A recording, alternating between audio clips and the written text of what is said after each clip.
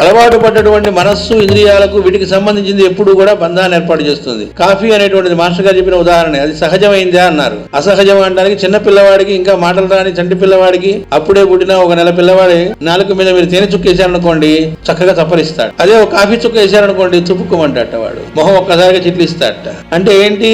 అభ్యాసం చేత అది మధురంగా లేని దాన్ని మధురం అనేటువంటి దానిలోకి వెళుతున్నాం. అంటే అభిప్రాయం అంతా బంధమే, అది అభిప్రాయమే తప్ప అనుభూతి కాదు. నిజానికి అక్కడ ఉంది. దాన్ని మనం కాఫీని అనుభూతి చెందాలనుకుంటున్నాం, ఏం కాదు. కాబట్టి మాస్టర్ గారు చెప్పారు, అట్లా 40 ఏళ్ళు 70 ఏళ్ళు 80 ఏళ్ళు కాఫీకి అలవాటు పడ్డవాడు, వాడు రోజు ఉదయం 7 గంటలకల్లా కాఫీ అని అలవాటు అనుకోండి, వాడు పోయిన తర్వాత పుట్టిన వాడు 6:30కో పోయాడు అనుకోండి, మాస్టర్ గారు చెప్పారు కరెక్ట్ గా ఇంకో అరగంట అయిన తర్వాత వాడికి ఇంకా పోయానని అప్పుడే అర్థం కాదట, కాఫీ కాఫీ తాగాలనిపిస్తుంట. కానీ బాడీ లేదు, బాడీలో వాడు ఎక్కడున్నాడు అయిపోయింది. వీడు అలా ఆశగా చూస్తుంటాడట, కానీ వీడికి శరీరం లేదుగా కాఫీ తాగడానికి.